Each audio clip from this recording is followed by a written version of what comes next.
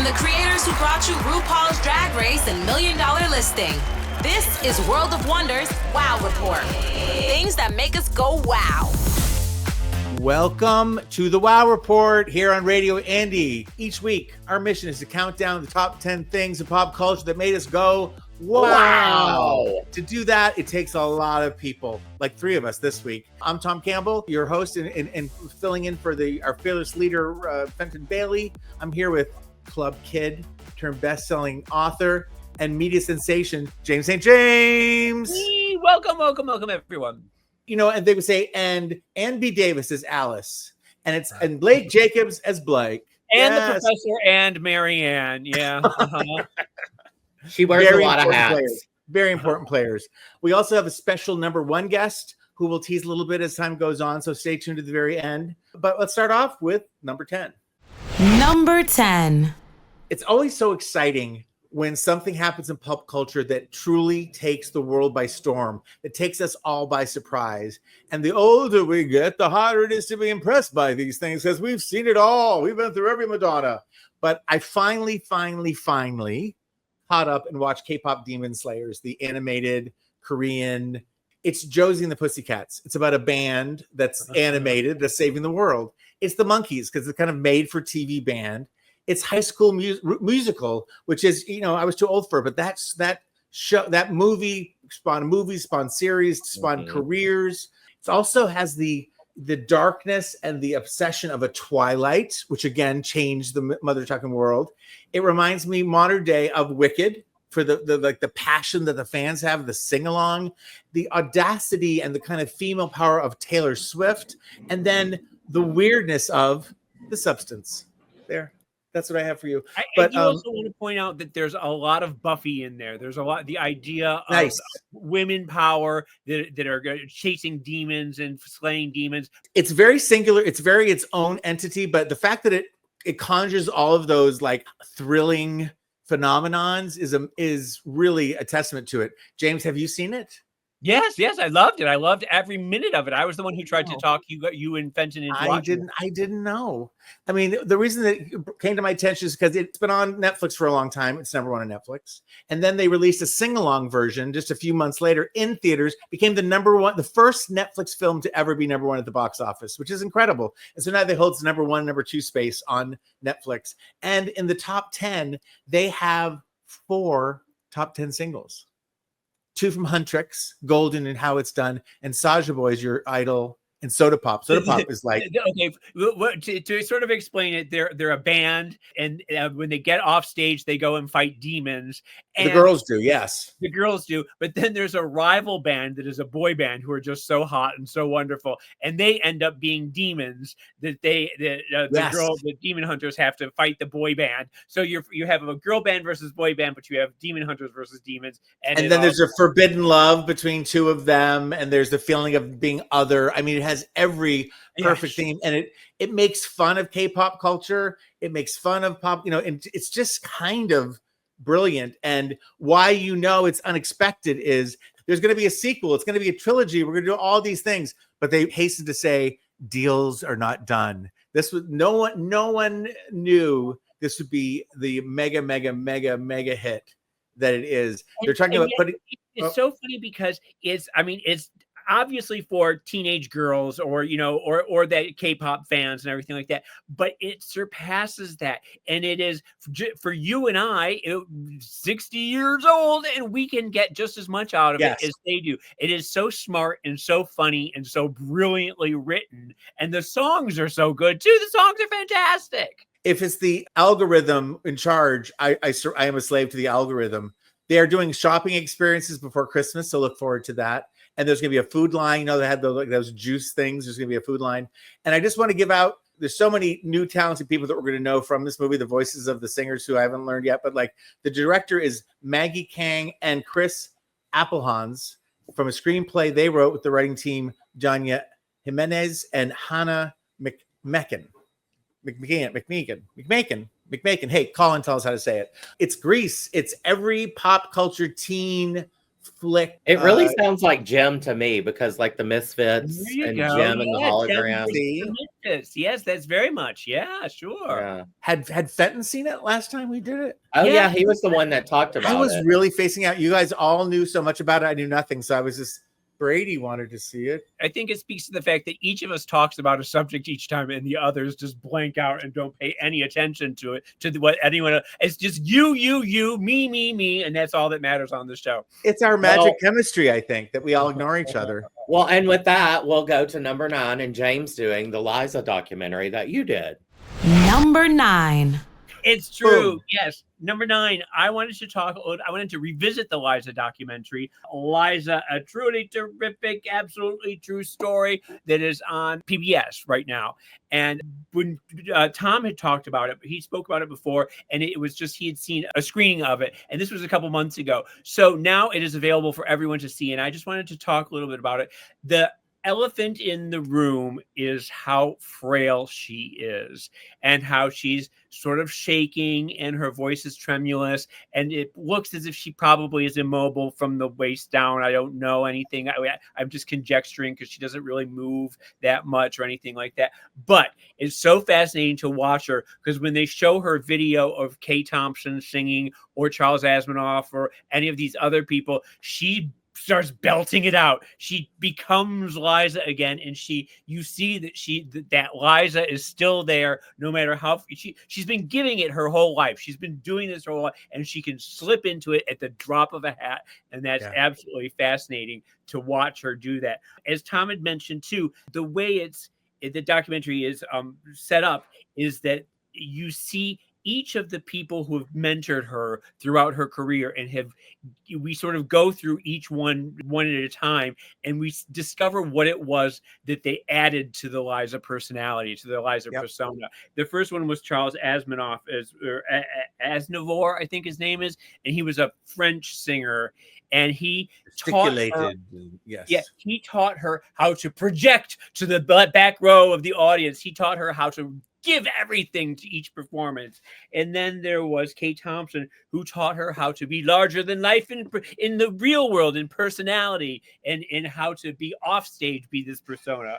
Then there was Bob Fosse, who harnessed all of this and taught her how to be very precise in her movements, and how to really work with this energy and bring it into like a very small movement on stage.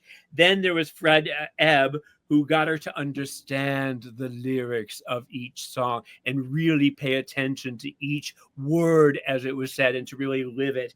And then, help give her a voice, just like her patter and all that. Yes. Yeah. And then there was Halston, who managed to take it all and package it into the ultimate 70s star. And it's so fascinating that each one of them have a little part of who she is. Honestly, and I know this is heresy to say, but I think that because of all of that, she is a greater star than her mother in many ways, because her mother had the power and the star quality, but she was sloppy, and she didn't know how to focus it in a way that Liza was focused. She was on her own. She was on her own, Judy. Well, and she had some strong and men, she saw her mom and watched it and learned from. Well, yeah, I mean, her mother, of course, is her greatest mentor, but all of these other people combined together really gave us something in the 70s that was just unparalleled. And it's interesting that the documentary really only covers the 1970s. It starts with her mother dying, and it ends with her going into rehab, and it's sort of like bookended. What a decade! What a person in a decade that absolutely defined it, right? Absolutely. I don't think there's been a star that has been as decade defining as Liza. Bracketed in. And I have to say again, my favorite moment, and I probably said this before, is there's an old Barbara Hauer interview with Liza where she says, Liza, if you could go down that yellow brick road, and all the way with the Tin Man door, what's the one wish you'd make? And she goes, that people would stop asking questions about my mother, which I thought was just a highlight of the entire thing. There's another interview, and I can't remember with who it was, where they ask her about being ugly or something, and you can just see her. She, like, what are you doing? And she says, well, there is no such thing as ugly and Yeah. everyone's beautiful in their own way. But how dare people, the way she was treated in many respects is just, you could not get away with that type of thing today. The Liza Minnelli documentary is on PBS. If you haven't, watch it before it or PBS goes away. Oh my God. I know. I'm just telling it like I see it. Let's move on to number 8. Number 8. Well, you guys, love is in the air. Taylor Swift and Travis Kelce are engaged. Didn't we talk about that they were going to be engaged soon, like last week? Was that us, or maybe I was talking about it? Fenton was going off on the release of her album in the podcast, and we were talking about how great they were together. But little did we know they were probably engaged on that podcast, is what we're learning timeline wise. Exactly. I saw on X the other day that someone said the prenup is going to be longer than any book Travis has ever read. That made me laugh, but it also made me, I'm going to be a sap for a minute, because I do love Taylor Swift, and I do love that she remains positive and upbeat in the face of, I mean, she's more than a victim, but women can be so tossed aside and villainized, and she's been able to stay on top. And I just really, from my heart and soul, wish them a long and happy marriage. I think any relationship in the spotlight is hard. I look at all those flowers from the picture. I look at the posing. I think, oh my God, did they go too far? Is it too public? I'm sure they had their private moment. He supposedly asked her parents if he could have her hand. Yeah. And then they're savvy enough, I'd like to believe, to put out the public pictures. But that I, it seems genuine, I hope. And I just wish them happiness and love and babies. Well, now, can I do the flip side of that and be a little cranky for a second? Sure, Taylor, this would be a good time to switch over to a different radio station. Okay. I do see that there was a little bit of a backlash where people were saying, and this isn't me, but they were saying, she started off her career as being anti-cheerleader. I'm on the bleachers, she's cheerleader. Yeah. I'm not that kind of girl. I am a real person. I am not a fake cheerleader. And now she sort of is the cheerleader, and it is sort of like, but if she hadn't have posted the pictures, wouldn't the fans demand it, like, but she deserves like damned to be if you happy. do and damned if you don't. Yes. And it's interesting, the right, who were very much on Trump's side, we hate Taylor Swift, and they're trying to say she's a traditional wife now. She's a trad wife or whatever. And it's like, see, she's one of us. And it's like, back down. Just because you get married doesn't mean that you're a trad wife. Well, but I don't know if you did see that all of a sudden Trump said yesterday, oh, I love Taylor. I think she's just fantastic. Says everything, both sides of everything. So he's held accountable for nothing. Yeah, but suddenly she has been embraced by MAGA in a weird way that is, I don't know. Yeah, she's beloved by the nation. So I look forward to see what they do next. I want to see the pictures of the honeymoon. I want babies. It's not like my mother. I want babies. I want to see babies. I want to smell a baby. I love babies. Well, another couple that is not in love, but certainly did stir some rumors. Christine Baranski and King Princess. Have you heard of this? Who is this? Tell me everything. King Princess is an indie pop girly. Yep. She's kind of like a chaperone. She's a lesbian. She's also apparently an actress. She's in the new season of Non-Perfect Strangers on Hulu, I believe it is, with Nicole Kidman. And that's where they met, is on the set of Non-Perfect Strangers. And they, according to Christine's rep in its August 22nd statement, they are not friends and nothing more. They have never been in a relationship, nor are they now, but they had the super bond filming.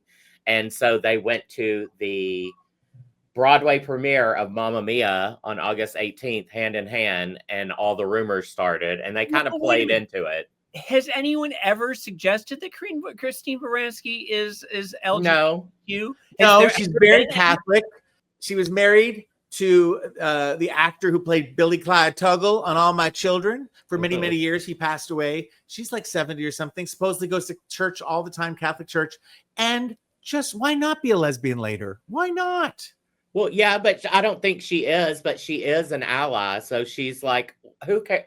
What she said is like, let's give them something to talk about. King Princess joked during the interview, be careful, Christine, because people will talk.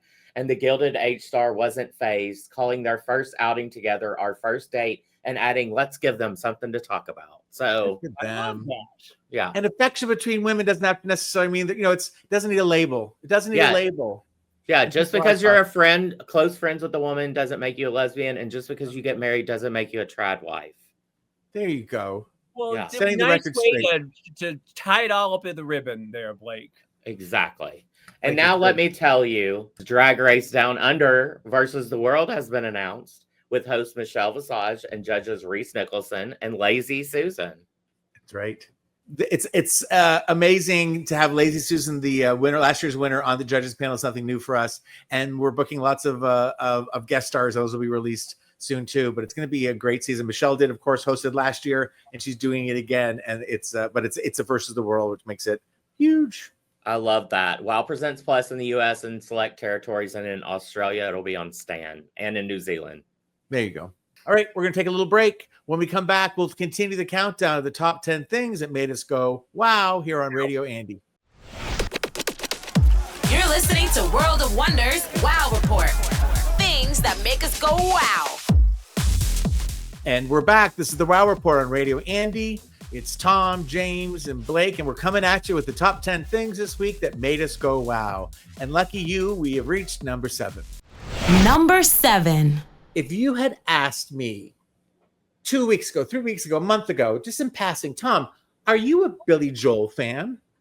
I don't know what I'd say. I'd probably say, well, I know his music, of course, but I'm not a Billy Joel fan per se. I'm not Billy Joel people. I'm not a bowl of Joel Ella. I just made it up. I don't know what his fans would be called. Well, I am now, because I was reminded through the beauty and artistry of his documentary, currently playing on HBO Max. And it's part 1 and part 2. I've only seen part 1. And it was so good, I need to savor in it. It really starts from his birth in 49. He's like a kid in the 50s. To his first breakout of fame in the late 70s. He broke out, boom, and became kind of a superstar. Hey, we're all impressed with your Halston dress and the people that you know at Elaine's. What is his first big hit?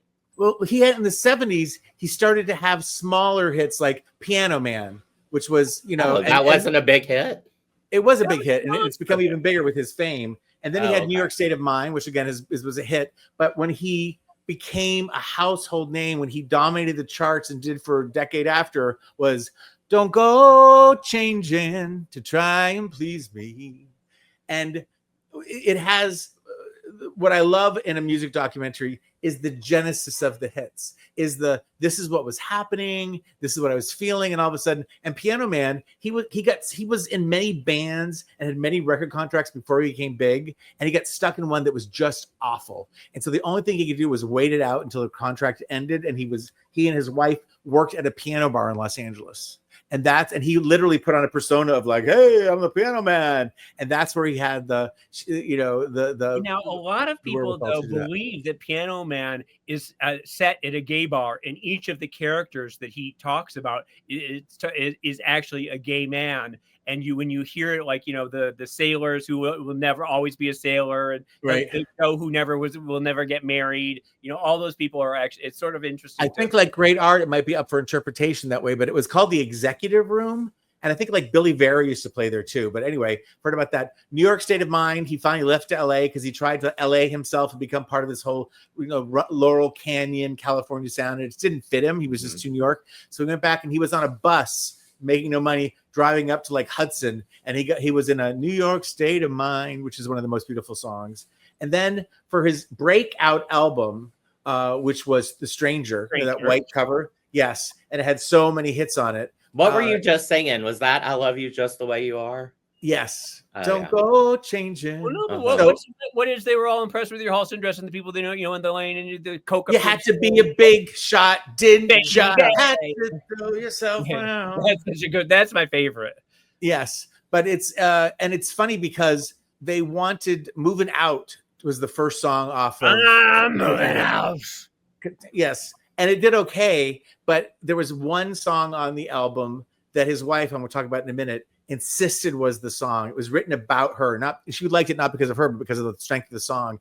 And so he performed. He really didn't want it the record company didn't want it. He didn't want it. They didn't want it on the album. They didn't want it as a single. And the wife who was acting as manager said, you pick the first single, which was Moving Out, and I'll pick the second single. And she picked Don't Go Changing, I Love You Just the Way You Are. And it became an overnight sensation. And the little tidbit that made me so happy is he was playing it in the studio for some people, some other artist friends who dropped by the studio. And they said, oh my God, this isn't just good. It's one of the best songs ever written. And those two people were Linda Ronstadt and Phoebe Snow. So it's like, that's a pretty good endorsement. What the other part of the documentary really is about, and I won't take up too much more time, is Elizabeth Weber, his first wife, who he met when she was his best friend's wife. That's a character on General Hospital. Elizabeth Weber is the head nurse. Exactly. It's same person, James. Thanks for making the connection. Tying it together. They met scandalously. They fell deeply in love. They destroyed, the marriage of the friend and the friendship. They grew apart. They have, in the long term, they have sort of come back together enough to respect each other. They're all on record in this thing. She ended up becoming his manager, and he hit the bottom. It was bouncing on the bottom for about 10 years. And finally she was like, let me take the reins. She did. She made him a superstar. I think they both agree with that, with that price of fame, with her having to toughen herself. It's also such an amazing testament to what women had to do, especially in the 70s, to step ahead and what they had to leave behind as a result. But I got to tell you, I'm not doing a good job of explaining, but it gives you all of the feels. I didn't know I was a Billy Joel fan. His music is everywhere in your mind and in your psyche. And because, I didn't even get to the MTV hits and all that kind of stuff and how he would start the fire. That song he wrote was all in order too, chronological order. We didn't start the fire. So, and he's a brilliant songwriter. Bruce Springsteen's on and said, his roots are more like in the American songbook and piano and formal music than rock and roll. And the critics used to sort of dismiss him for that, but he's an amazing, unique musical force. And I would recommend you run, don't walk, to see Billy Joel, the documentary on HBO Max. He even had hits when I was a kid, like In the Middle of the Night. Yes, that was his doo-wop. Then when he went back to that doo-wop stuff, that sort of drove me a little crazy. Right. Yeah, I was always a hater. He's always a hater. But let's not forget Uptown Girl. She's living in her uptown world. Well, and then that other doo-wop song that's For the Longest Time. Oh my God. I love that. James, it's time for you to revisit Billy Joel. I will give you his 70s hits and his early 80s hits. Open your heart, my friend. Open your heart. All right. Was it Broken Glass? No, not Broken Glass. Glass Houses. Glass Houses. Yeah, there were a couple on there that I really like too. Yes. All right. We got to go. Moving on to number 6. Number 6. Number 6, I wanted to talk about what happened with Lil Nas X last week. He was found at 4 a.m. wandering Ventura Boulevard in his tighty whities, white cowboy boots, and white cowboy hat. And later they said that he was actually naked walking down the street and singing. And when officers arrived, he allegedly went on to batter one of the officers, leading to his arrest. First, though, he was taken to the hospital where he was under suspicion. They thought he was overdosing on something. We don't know what. He has since been charged with 4 felony counts and faces up to 5 years in prison, which seems a little excessive to me. It seems really excessive. It seems come on. really, really what excessive. Did he do besides, I know he supposedly assaulted a police officer, but I haven't watched the video. What really happened? Well, there isn't a video of that. The video is the TMZ got was that he was walking down the street and singing one of his songs and acting all queenie and nutty and everything like that. Now, I don't know if this was a mental break. Right. A mental health issue, whether it was drugs or whether he was just being a silly queen and wanted to get some social media clout and do some sort of nutty thing for TikTok or whatever. Whichever the case is, I think if it was a mental health break, I don't think you need to arrest him. I think arresting him was too much. I think he needed help. If he needs help, he should get mental health, And the other thing, though, that I can see happening, and I see this very clearly in my mind, is that you're fucked up. You've been out at the club with your friends. It's after hours at your house. Everyone is getting high and fucked up or whatever like that. And you decide you got a stupid idea in your head and you're going to go out and you're going to go make a TikTok video and you're going to go do something that's going to go completely viral, and it gets out of hand and it falls apart very quickly. I can see that in my mind. Who among us has not gone streaking at 4 a.m.? You know, where it's like you playing truth or dare, and the dare, and they say, okay, run to the stop sign naked and then run back. You know, like back in the old days when you were high and doing shit like that, there was no one taking video of it. We used to get really drunk on beer back in high school, and then we'd pull out our penises and run backwards to see who could last the longest and make trails. Yes, yeah. I mean, we've all done stupid shit like that. I bet you did that just to see the other boys' ding dongs, didn't you? Busted. But so, like I said, it's heartbreaking. I love him as an artist. I love him as a person. It feels kind of vulnerable to me. He always has him. He's got a bravado, but I feel like there's a soft, gooey chocolate center. And not to be inappropriate, but he looked. He's a beautiful man.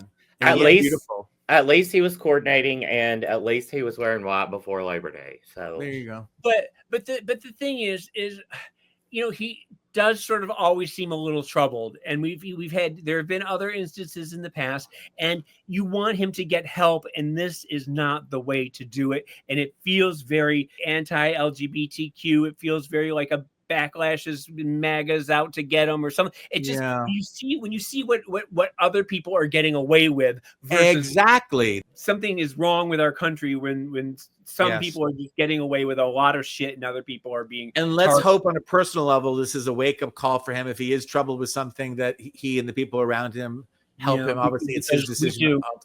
We love Lil Nas X, and we will always be there for him, and we will always be there to support him. So God bless him. All right, Lil Nas X, we love you. Let's move on to number 5. Number 5. Little trivia question. Do you guys know what's on the Arkansas state flag? An armadillo. No, that would be Texas. A warthog. No. A snake. No, it's diamonds. Arkansas has the only active public diamond mine in the world. Yes, I just saw this. Is this what you're going to talk about? This is fascinating. In Murfreesboro, Arkansas. I grew up. I've never been, actually. My little sister is a huge rock person, loves whenever we float rivers, which I'll talk about next. She is always looking for cool rocks and geodes and stuff. Well, this woman, Michelle Fox, she's a 31-year-old strategy consultant from New York City. She began dreaming of finding her own ethically sourced gem about 2 years ago, and she told her boyfriend, "We're not getting engaged until I do that." So I love that. She said, "They come from the ground. What is stopping us from getting one ourselves?" So she went to Arkansas, stayed in a tent, and dug daily from 8 a.m. to 4 p.m. for a month. Yep. Stayed in a tent. She said there were days I wouldn't shower for several days. And by the time I got out, I was so tired and hurt, I couldn't muster the energy to spend 10 minutes undressing and standing and taking a shower. At one point, she got her shovel stolen. She had to walk an hour and a half round trip to the nearest town to get a new one. What? But she finally found one on July 29th. She was, it was her last day at the park. She looked down and saw something sparkling by her boot, and she thought it was dew from the morning.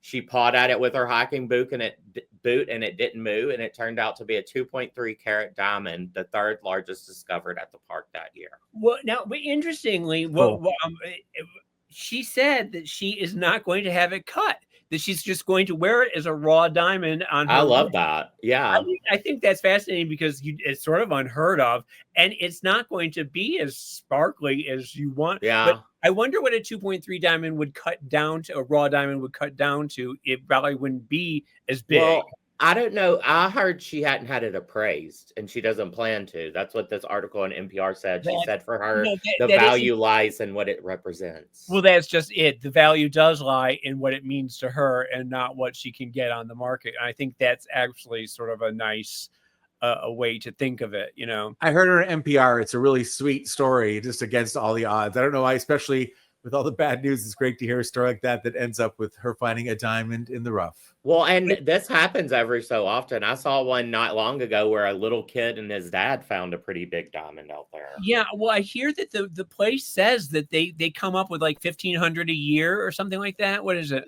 Crater of Diamonds averages 1 to 2 diamond finds per day, but most are small and only about a dozen exceed 1 carat. And this woman said, because the reporter on NPR said, you know what, didn't you want to give up? She goes, I did not give myself that option. Like, that's how she did it. Like, I did this, and I walked, and I walked, and I did it, and I did it. And I did not give myself that option. I just kept doing it, and she had success. So it's a wonderful story. Well, I'm going to go find one. I know, Blake, I want to come visit you in Arkansas, and then we can go together. I'd love to do that. That would be so We'll do that. We'll do that, and then we'll go up to New Hampshire and visit Tom. Let's do it. Let's do it. Let's drive cross country together, me and you, in a car for 10 days. In an RV. Okay. But no pooping in the RV. No pooping in the RV. Well, I wouldn't. We got back to poop. I would camel it because I can't poop outside of my house. All right. Be touching cotton. TMI. I'm sorry. Oh no, my God. It's all good. People need to know. We have reached a time for another little commercial break. When we come back, we'll continue counting down the top 10 things that made us go, wow. This is the Wow Report on Radio Andy. You're listening to World of Wonders Wow Report. Things that make us go wow.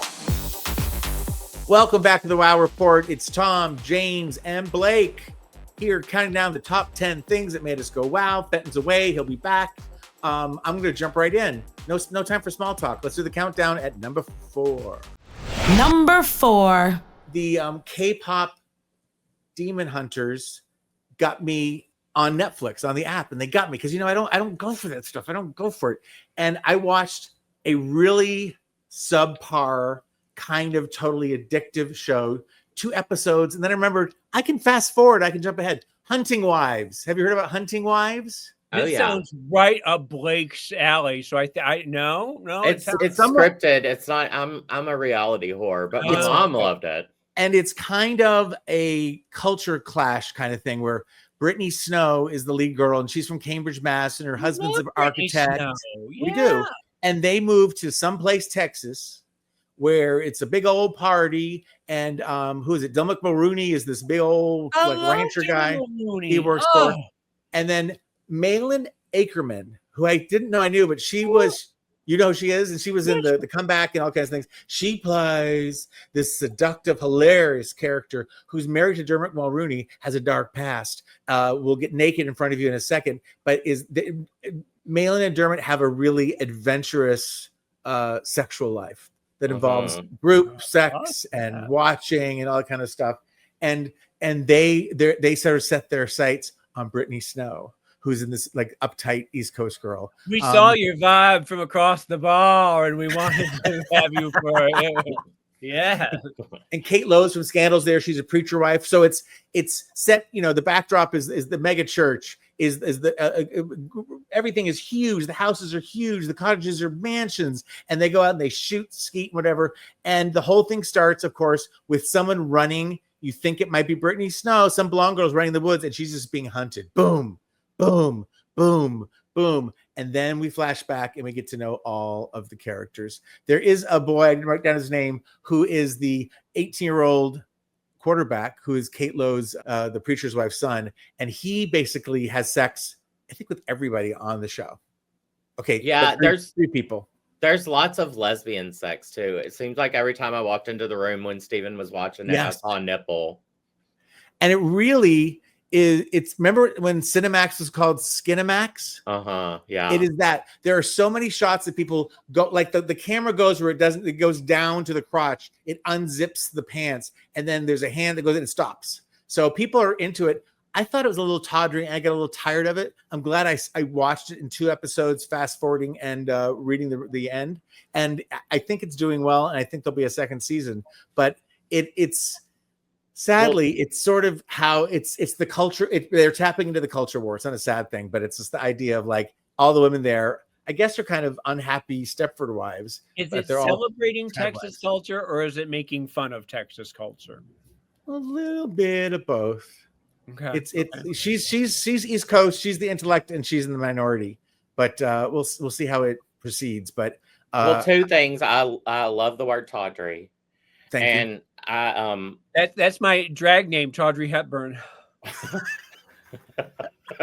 That's good. Uh-huh. And I hate how, like, even no matter how tawdry the show, we never get to see Ding Dong. No, we don't. We see a lot of Tata, Mm-hmm. but we don't see no. It's not a Ding Dong show. I don't think Ding Dong fits the algorithm. No shows are Ding Dong shows in America. I would see Dermot Ding Dong in a hot flash. Seriously? Yeah. We had Euphoria. We had a couple. There's a couple Ding Dongs, but maybe the new. Yeah, but more nipples than Ding Dongs. All right. Okay. More right. Ding Dongs on TV. More Ding Dongs on TV. I'm fine with a 75-25 cut. 75 Tata, 25 Ding Dong. A little bit for everyone. I'm fine with that. Whatever. A little Ding Dong goes a long way, I guess is what you're saying. Oh, this is so good. We're moving on now to number 3. Number 3. So W Magazine put Lana Del Rey on their cover, and they went a little bonkers with the Photoshop.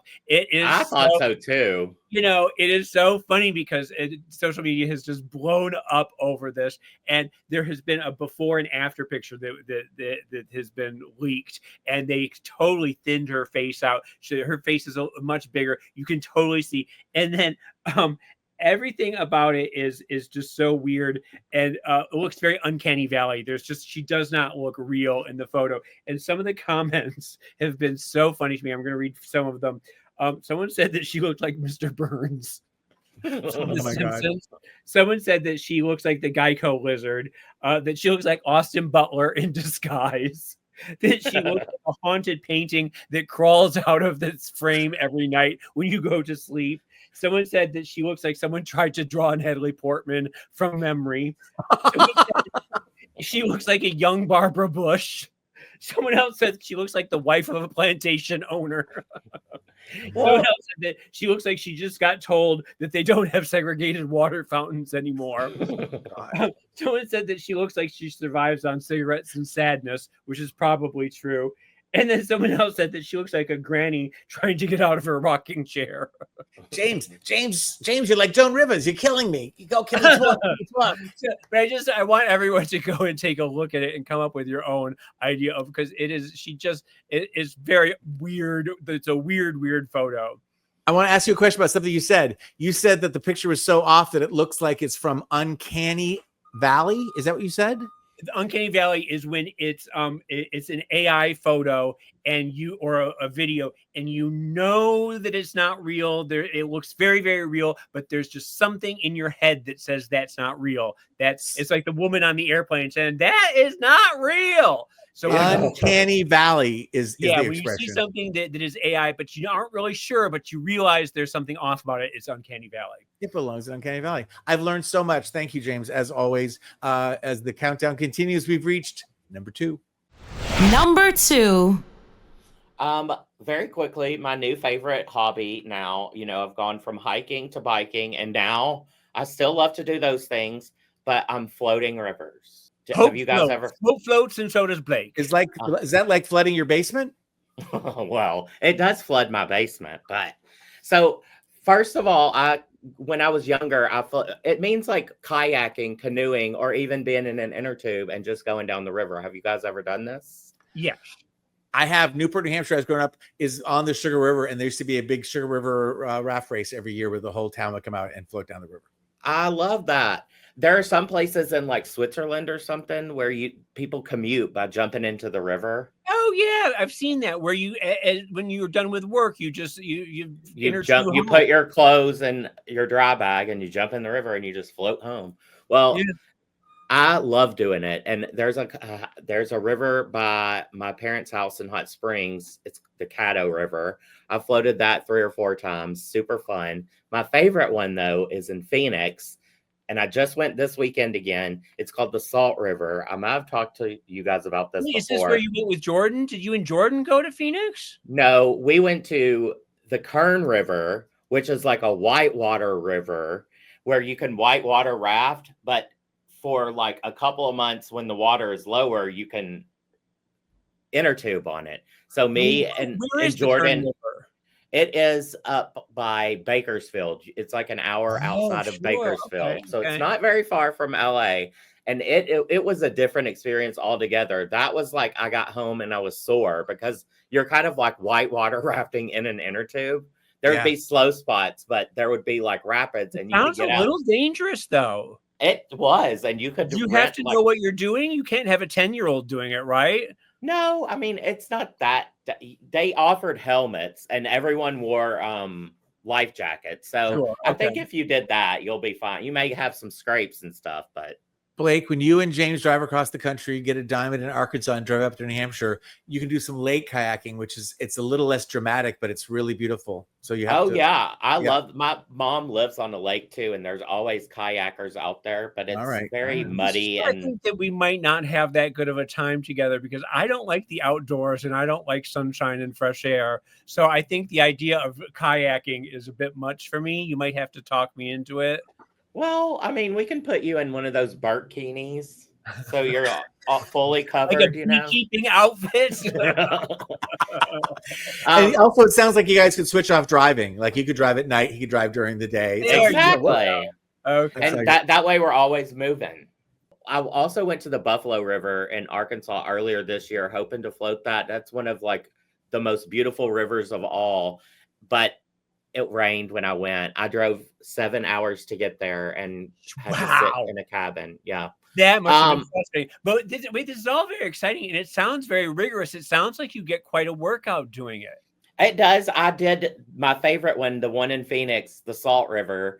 I just did that this weekend and I was a little sore from paddling a lot. But Did you go by yourself? Did you drive? I went by myself on this one. I drove by myself. Mm-hmm. This one is so cool because I saw ducks flying around. I saw a fish jump out of the river. I saw a deer on the side. And this one has wild horses, several wild horses that eat this plant that grows in the river and they drink the water. So they're right up and they're used to people. So they're right up.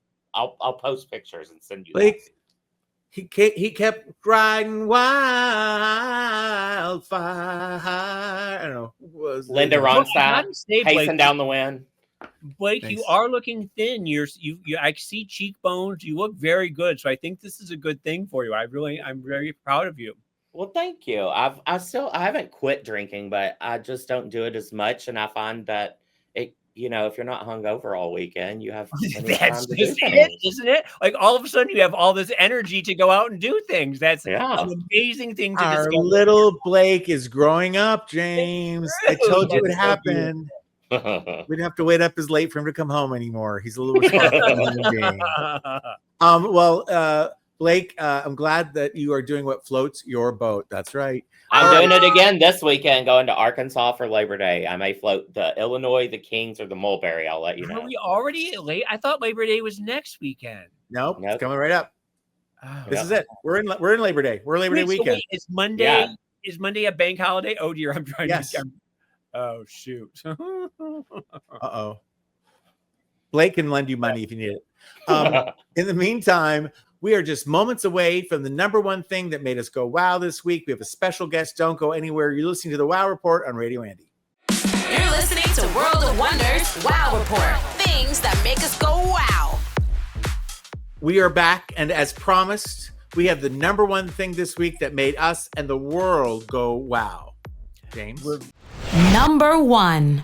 Very excited because we have back with us one of our great friends, one of the great Wow Report characters. We have Ryan Raftery with us, who once again has a new show at Joe's Pub coming up, and this one is nutty. Tell us about it, Ryan. Hey, thank you again for having me back. This show is the title of the show is The Ballad of JonBenét Ramsey, but it is about it's a satire about our society's obsession with true crime. And it is about a girl who works in corporate America. The show opens, she's coming home. Her boyfriend has just dumped her because he says she's too into true crime and it freaks him out. You get the sense that this has happened to her before. And then she starts scrolling on Netflix looking for something to watch. And she's like, seen it, loved it, seen it, loved it, seen it. She's watched everything. And finally, she lands on Cold Case, Who Killed JonBenét Ramsey? And she's like, I can't believe I never saw this. I remember this. This is the pageant kid from the 90s. She skims the synopsis and she realizes that 29 years later, we still not only do we still not know who did it, but we're no closer than we were 29 years ago finding out who killed this girl. Mhm. And so she decides that she's going to start a podcast about it. And then the podcast, because she injects so much of her personal life into her podcast, and she finds like fun, in air quotes, correlations between her life and different aspects of this case, she becomes very popular. The podcast becomes, first it's like the 9th most popular podcast in the US, then it goes to the 6th. And then we do different episodes. Like the first one's a timeline. The second one is the brother. The third one's the ransom note. The fourth one's about Patsy. And by that point, she becomes so famous that the 5th episode of her podcast is recorded live on stage at Joe's Pub. So it's kind of like a meta show within a show kind of thing. You're very famous in your shows for doing Anna Wintour, for doing Martha Stewart, for doing all the Kris Jenner. Did you do Kris Jenner? Yeah. Yep. But this time you are not doing JonBenét Ramsey. And I think we need to stress that very much, because that's what a lot of people have been a little icked out by. They thought that you were going to come on doing JonBenét, but you don't do JonBenét. You were always this character. But do you do other characters as well as the podcaster? Yeah, well, this is the first time I've ever created a character out of nowhere. This person is not out there living. Her name is Jessica Felcher, not Jessica Fletcher. Little homage to our favorite Angela Lansbury character. Little homage. Well, we love a little felching too. So hey now, I don't know what you're talking about. It's just an anagram of Fletcher. And she so she's just a girl. She's she's everybody. She's just like that girl that you sit next to at work that you can just tell is a little bit off. But no, I do not play JonBenét in the show for obvious reasons. But the girl, the podcaster, in order to entertain herself and her listeners, she does play Patsy, she does play Burke, and she does play Nancy Grace. Those are the only other three characters. Yeah. How hard was it to do Nancy Grace? Because she's I just do Blake's voice. Yeah. That's now. How dare you? You've done almost 10, haven't you? This is the 8th one. I've done Anna Wintour, Andy Cohen, Martha Stewart, Calvin Klein, Ivanka Trump, Andy Warhol, Kris Jenner, and now this show. I'm just impressed. You always have your finger on the pulse. You're always ahead of the game, and you bring it with your unique point of view. You probably know this, but JonBenét, isn't there a television movie or Paramount Plus streaming movie with Melissa McCarthy? I mean, I'm glad we're straightening out that you're not making fun of JonBenét Ramsey, but this topic is hot, and you're beating them to the punch. So congratulations. Yeah, thank you. I really want a Netflix special, or like a 5-part one where we see all of them together. I want something where we have a decade of these characters all in one place. That would be fun, and the through line for all of them, it's pop culture. And like when I was looking for the next show to do, this is kind of the next natural evolution, because unfortunately, yes, this is a terrible tragedy, but it is pop culture. It's been 29 years, and every few years or so, her name manifests, whether it's in a Simpsons episode or American Horror Story, a Lady Gaga song. There's always a mention of this girl's name, because we are still fascinated with it, because let's be honest, it was a beautiful, innocent little child who was murdered on Christmas night. And the only reason we are still talking about her, and this is the sick part, is that nobody ever asked the question why on People magazine there's a cover, but we have such high-resolution photos of this girl.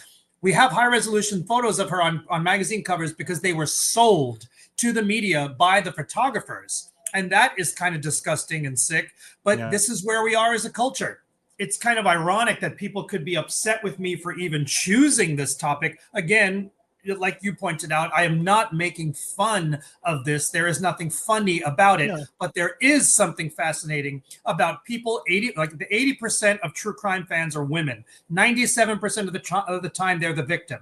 How can someone relax after being at work all day by laying down on their couch and watching a 90-minute or 2-hour story about something awful happening to someone else? There is something really interesting about that. Or there are certain people who fall asleep to true crime podcasts.